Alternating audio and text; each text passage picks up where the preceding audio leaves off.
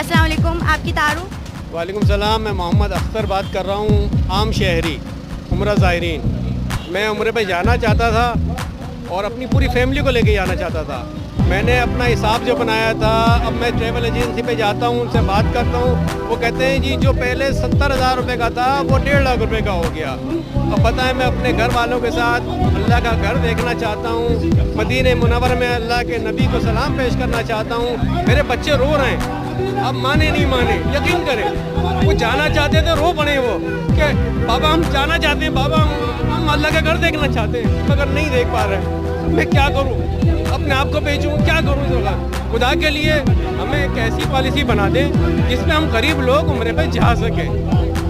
गरीबों के लिए सोच लें, अमीर के लिए तो 2,000 रियाल ही बहुत है, उनके लिए कोई मसला नहीं था, जिसको जाना था वो जाता था, मगर हम पे भी 300 रियाल लगा दिए जो पहली बार जाना चाहता है। तो खुदा के लिए इसको देखें। और मैं एक ख्वाहिश जाहिर कर रहा हूँ कि दूसरे मामलात के लिए मीडिया बहुत आगे बढ़ता है, बहुत मामलात को आगे बढ़ाता है, मगर ये तो सबका मसला है।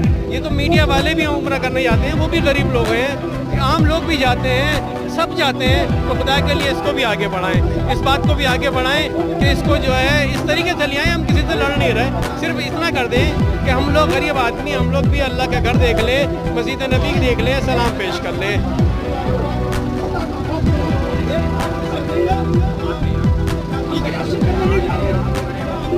तो बस ये मेरी दरख्वास्त है कि गरीबों के लिए थोड़ा सा सोच लें और उम्रा पॉलिसी आसान बना दें। जी बहुत बहुत शुक्रिया आपका। यहाँ पर एक फर्द ऐसे भी मौजूद है जो एहराम में है, चले आए हम उनसे बात करते हैं।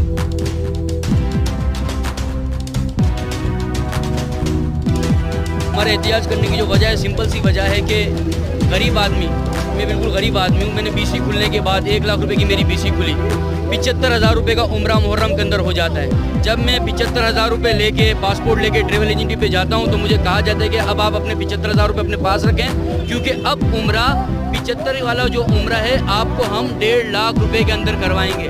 तो आप बताएं कि 1.5 लाख रुपये के अंदर मैं अगर उम्रा करूँगा तो मैं खाऊंगा क्या, अपने बच्चों को क्या दूंगा?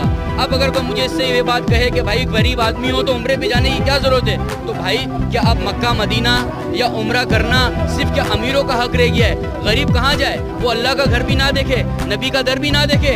तो हमारी हुकूमत पाकिस्तान से ये दरख्वास्त है, सऊदी गवर्नमेंट से दरख्वास्त है कि अल्लाह का घर गरीब के पास है ही क्या देखने के लिए? अल्लाह का घर और नबी का दर, ये हक तो हमसे ना छीनो, ये हक हमसे ना छीनो और हमें उस दर पे जाने की इजाज़त दे दो। जो पॉलिसी पिछले साल थी उसी पॉलिसी को रिवाइज करके हमें 75,000 रुपये, 80,000 रुपये, 85,000 रुपये के अंदर उम्रा करने की इजाज़त दी जाए और जो नई पॉलिसी आई है उस पॉलिसी को ख़त्म किया जाए और हमारे हालों पे और उम्मत के हालों पे रहम किया जाए।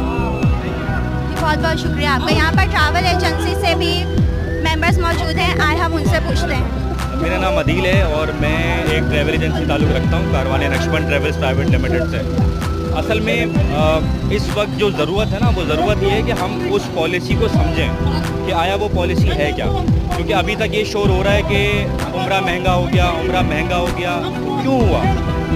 वजह ये है कि जो उम्रा पॉलिसी हम पिछले साल चलाया करते थे, वो उम्रा पॉलिसी बहुत सादा थी, बहुत आसान थी पॉलिसी कि आपने एक फैमिली आई, उसका आपने पासपोर्ट लिया, पासपोर्ट लेने के बाद आपने उसकी बुकिंग करी, बुकिंग करने के बाद उसका वीज़ा लिया और होटल बुक किया, टिकट बुक किया और आपने उसको रवाना कर दिया। अब के मामला जो हैं वो बिल्कुल ही उसके बरक्स हैं। पहले ये होता था कि हम बहुत सारे मामला अपने तौर पे खुद करते थे, अब मामला इस तरह से है कि सऊदी हुकूमत ने वो सारे मामला अपने हाथ में ले लिए। अब हर चीज़ अपने हाथ में रखने के बाद वो चीज़ें इतनी महंगी कर दी गई हैं कि जिसको संभालना मुश्किल है। हुआ ये है कि आप सबसे पहले एक फैमिली का पासपोर्ट लेंगे, अगर तो वो 4 लोग हैं तो वो तो वैसे ही परेशान हो जाएंगे, क्योंकि उनको प्राइवेट टैक्सी लेके जानी है, एक होटल उनको लेना है जो जिसमें रूम प्राइवेट लेंगे, वो टिकट उनको इतना महंगा पड़ गया है टैक्सेस की वजह से। अब शर्त ये है कि आप कम से कम 40 अफराद एक जगह करें और उसके बाद उनको उम्रे पे रवाना करें।